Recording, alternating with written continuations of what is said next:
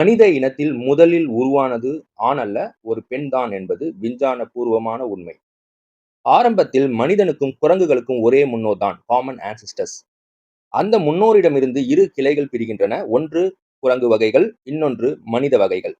குரங்குகளில் பரிணாம வளர்ச்சி அடைந்த ஒரு பிரிவு ஏப்ஸ் என்று அழைக்கப்படும் குரங்குகள்.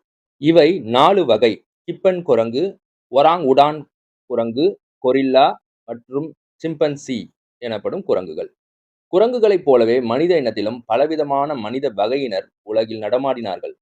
மற்ற மனித இனங்கள் அழிந்து மிச்சம் இருந்தது 2 வகைதான். ஒன்று குரோ-மேக்னன் என்று அழைக்கப்படும் நாம், இன்னொன்று நியாண்டர்தால் மனிதர்கள். நியாண்டர்தால் குடும்பத்தினர் தனியாக வாழ்ந்தார்கள். அவர்களுக்கு தீ மூட்ட தெரிந்திருந்தது. வேட்டையாடி இறைச்சியை சுட வைத்து தின்றார்கள். இறந்தவர்களுக்கு பள்ளம் தோண்டி மிகுந்த மரியாதையுடன் புதைத்து கலங்கினார்கள். கூடவே அந்த உடல் மீது பூக்களை தூவினார்கள்.